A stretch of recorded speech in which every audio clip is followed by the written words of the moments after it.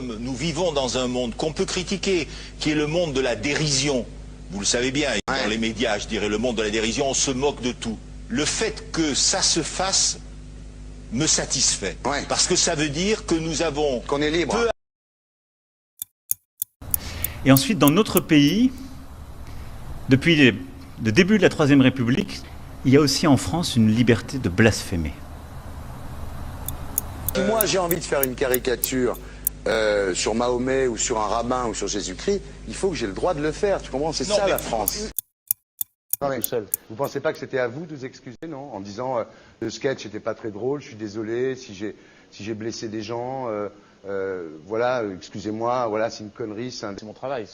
Mais vous referiez pas le même sketch quand même. Mais il y a un truc que je comprends pas sur cette affaire, c'est qu'à aucun moment vous avez senti le besoin de vous excuser et que vous en avez rajouté. Vous vous rendez compte? Enfin, je sais pas. Il y a des moments où même si on connaît les gens, même si on les a invités, on leur dit non, c'est plus possible. Parce que compte tenu de ce qu'il a dit, on peut pas le recevoir. Vous vous rendez compte de ce que vous arrivez à dire? C'est tellement surprenant, c'est tellement inadmissible que j'en suis choqué. Voilà. Choqué, consterné. Dans un pays où on peut parler, on peut s'exprimer. Et là, pourquoi tout d'un coup, sur un sujet, on ne pourrait pas s'exprimer? C'est la seule chose que je Vous savez bien pourquoi on ne peut pas s'exprimer. Pourquoi? Parce que dans ce pays... J'ai développé l'idée qu'on pouvait rire de tout, mais pas forcément avec tout le monde.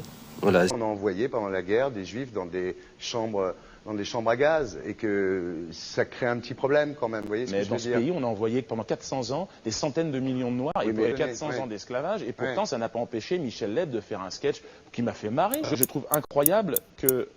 J'ai pu faire un sketch sur le mollah Jean-Christophe. J'ai pu faire un sketch sur le curé. Là, je fais un sketch sur un colon israélien. Et tout d'un coup, c'est l'hystérie. Non, moi, je vous trouve, vous le savez bien, je vous trouve très drôle et en plus très bon comédien. Et je suis un peu désolé, pour vous dire la vérité, je vous parle amicalement, je suis un peu désolé de vous voir vous enfoncer là-dedans, parce que c'est peut-être la dernière fois que je vous invite, Diodo. Alors, vous m'avez tous dit, alors Dieudonné, non. Qui vous refuseriez d'inviter dans votre émission? Dieudonné. Son propos de ce Dieudonné, qui ne fait plus rire personne depuis bien longtemps. C'est contre le sarcasme, ceux qui se prétendent humoristes et qui ne sont que des antisémites, pas tentés. Il y a une liberté totale d'expression, tant mieux. La limite, c'est Dieudonné, la limite, c'est Dieudonné. Dans les gens que j'ai cités, je pense qu'il y a des cerveaux malades. Il y a quelque chose qui fonctionne dans sa tête, c'est quand même un problème psychiatrique. Dieudonné n'est plus aujourd'hui un artiste, ni même un humoriste. C'est un monstre, c'est un animal, effectivement, quand on le voit. On voit bien que l'homme descend du sang. C'est un monstre, c'est un animal. Plus un gorille, mais peu importe. Si on peut pourrir la vie de Dieudonné, bah écoutez, faisons-le. On l'enferme.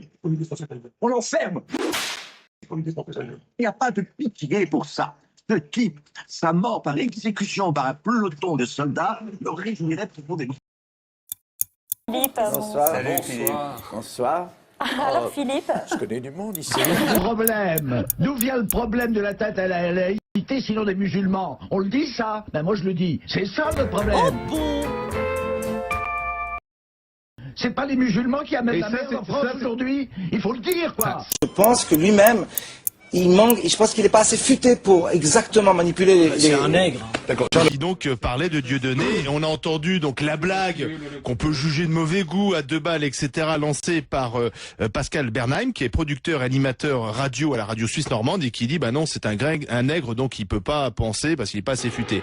Le procureur général classe la plainte déposée par Dieudonné contre Pascal Bernheim. Ouais, d'accord, on peut plus rien dire. Attends. compte vous réduira pas au silence. Non, Et on conclut. d'ailleurs, vous m'invitez. Philippe Tesson relaxé après avoir affirmé que ce sont les musulmans qui amènent la merde.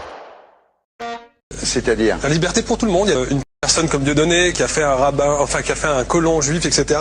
Tous ces DVD ne sont plus dans les pactes. On l'empêche médiatiquement, on ne le voit plus.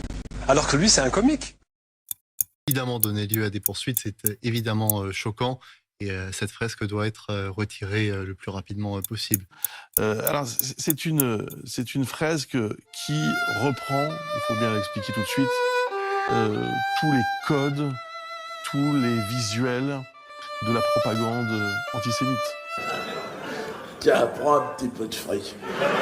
C'est de toute évidence, c'est un dessin qui reprend effectivement tout ce que l'on a vu au début du XXe siècle, avec la représentation du complot juif, du complot antisémite. ça chiale de loin. La semaine dernière, à la Seine-sur-Mer, dans le Var, des affiches d'Emmanuel Macron en costume d'Adolf Hitler ont été collées sur un panneau publicitaire. Un homme est entendu aujourd'hui par les policiers à Toulon. Le président de la République a décidé de déposer plainte.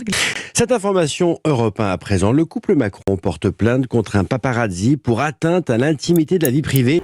Bon, enfin monsieur, je vous ai connu plus Charlie quand même.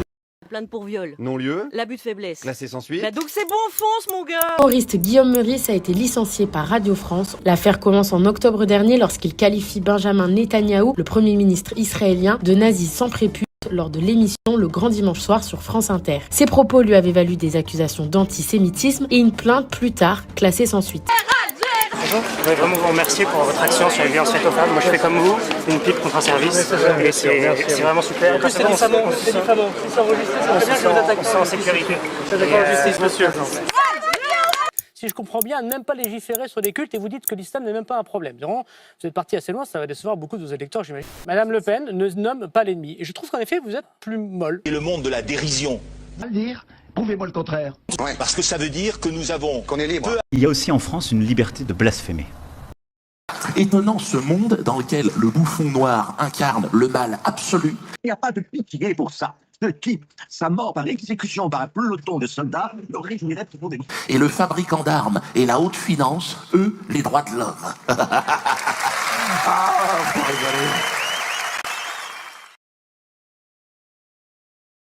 Pour ça que c'est l'autocensure, ça, Jamel. Tu comprends ce que je veux dire? Si on commence à pas faire de dessin pour pas choquer les musulmans, non, si on fait, c'est de l'autocensure. C'est la fin de la liberté d'expression.